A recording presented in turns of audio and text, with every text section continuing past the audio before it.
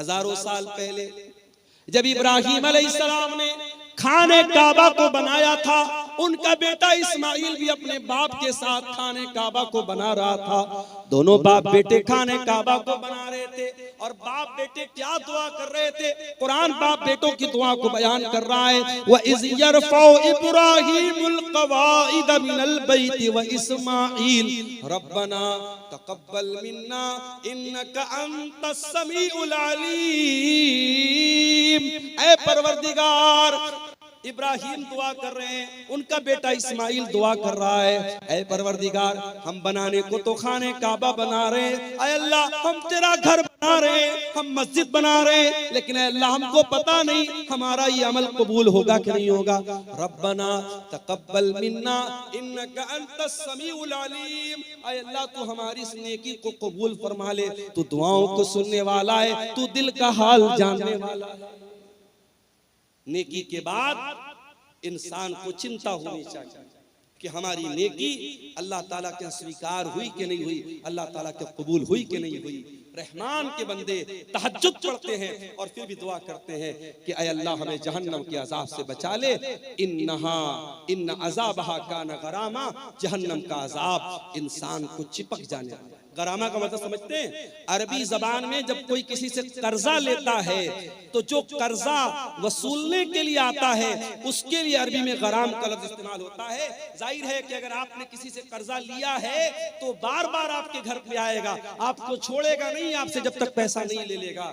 जहन्नम का अजाब भी गरामा है, जहन्नम का अजाब छोड़ने वाला नहीं है, जहन्नम का अजाब चिपक जाने वाला है, चिमट जाने वाला।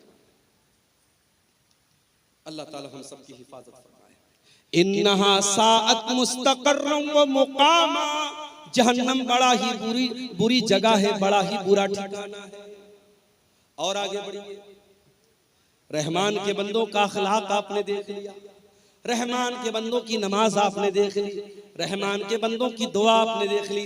अब थोड़ा सा और आगे बढ़िए, अल्लाह फरमाता है वल्लज़ीना इज़ा अनफ़क़ू लम युसरिफ़ू व लम यक़तुरू व काना बैन ज़ालिका क़वामा। रहमान के बंदे जब खर्च करते हैं तो ना तो फजूल खर्ची करते हैं ना बखीली करते हैं, वो बीच का रास्ता अपनाते हैं। वो ना तो कंजूस होते हैं ना बखील होते हैं और ना ही दौलत होने के बावजूद ना तो दौलत होने के बावजूद कंजूस होते हैं, ना दौलत का मिसयूज करते हैं, गलत इस्तेमाल करते हैं, ना फजूल खर्ची करते हैं, ना कंजूसी। हमारे समाज में दोनों तरीके के लोग होते हैं। बाज लोग इतने बड़े कंजूस हैं, बहुत पैसा है, लेकिन ढंग का कपड़ा भी नहीं पहनते। बीवी बेचारी तरसती रहती है कि अरे मुझे फला कपड़ा दिला दो, फला साड़ी दिला दो, फला सूट दिला दो, इसके बाद बहुत पैसा है, मगर नीयत इतनी खराब है, बीवी बेचारी वो रोती रहती है और ये बीवी कभी हक अदा नहीं। बच्चे तरस जाते हैं अच्छा खाना खाने के लिए, ये कंजूस अपनी दौलत को सजा सजा के रखता है, जमीनें खरीदता है, जायदाद खरीदता है। मेरे प्यारे साथियों, ये जमीनें, ये जायदादें आपके मरने के बाद ये दूसरों के हाथ लग जाएंगी। जब तक आप जिंदा हैं, अगर अल्लाह ताला पैसा दे रहा है, अपने शरीर पर भी खर्च करो, अपने जिस्म के ऊपर भी खर्च करो, अच्छा खाओ, अच्छा पहनो, बच्चों को अच्छा खिलाओ, अगर मौका मिले थोड़ा दुनिया भी घूमो, थोड़ा तफरी भी करो, थोड़ा अच्छी जगहों पर अपने बाल बच्चों को लेके जाओ। अगर अल्लाह ने दौलत दी है तो उम्रा भी कर लो, हज भी कर लो। मेरे प्यारे साथियों, ये जिंदगी कितने दिन साथ देगी हम नहीं जानते। हम नहीं जानते हैं कब कौन सी बीमारी आ जाए, हार्ट अटैक आ जाए और कब इंसान मर जाए, हम नहीं जानते। मेरे प्यारे साथी, अभी 4-5 दिन पहले बनारस में मैं बाइक पर जा रहा था। बनारस में वो टैक्सी चलती है, बाइक वाली टैक्सी, उस पर मैं जा रहा था।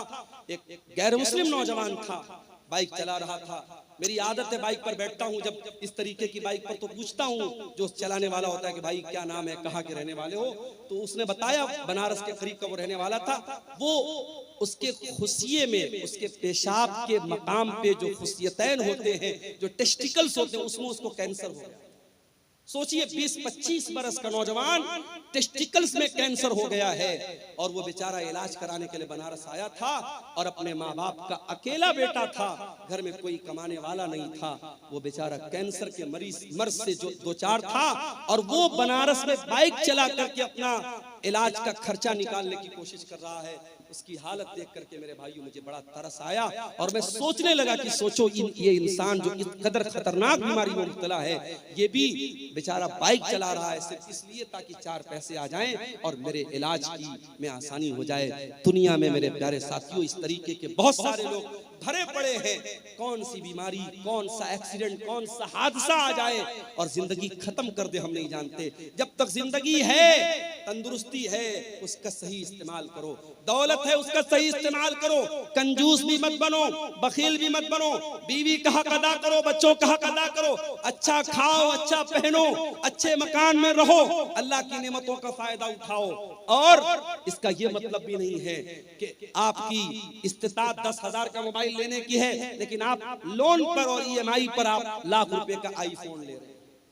ताकत 10,000 का मोबाइल लेने की है, मगर लोन पर और EMI पर आप क्या ले रहे हैं? 1 लाख रुपए का आईफोन ले रहे हैं। ये मेरे प्यारे साथियों, जितनी बड़ी चादर हो इंसान को पैर उतना ही फैलाना चाहिए। न फजूल खर्ची करना इस्लाम में सही है, न बखीली करना इस्लाम में सही है। आज जलसा होता है, सोशल मीडिया पर जलसों के बारे में कितनी बातें होती हैं।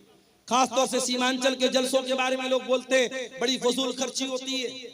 कभी कोई इस पर क्यों नहीं चर्चा करता? ठीक है, जलसों में जो खराबियां हैं उसको हमें दूर करना चाहिए। इस पर भी तो चर्चा होनी चाहिए कि सीमांचल में पूरे इंडिया में मुसलमान शादियों में कितना पैसा पानी की तरह बहाता है।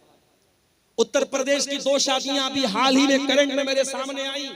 सिद्धार्थनगर में शादी हुई, मुसलमान लड़का बारातियों पर पैसा लुटा रहा है और 20 लाख रुपया उसने बारातियों पर नोटों की गड्डियां उसने उड़ा दी। 20 लाख रुपया उसने पानी की तरह बहा दिया।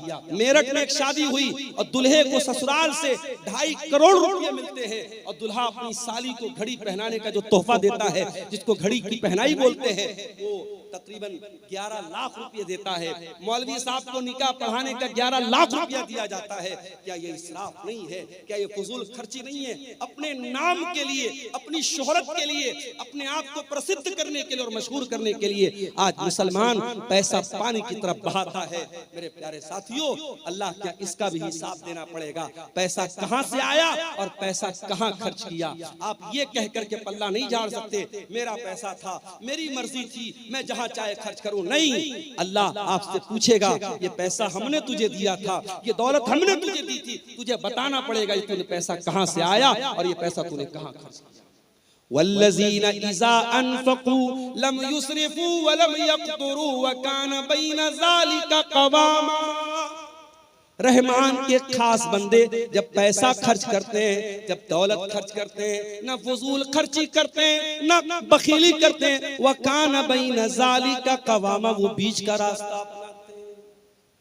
और आगे बढ़िए, वल्लज़ीना ला यदऊना मअल्लाहि इलाहन आखर वला यक़्तुलूना अन-नफ्सल्लती हर्रमल्लाहु इल्ला बिल हक़्क़ि वला यज़नून।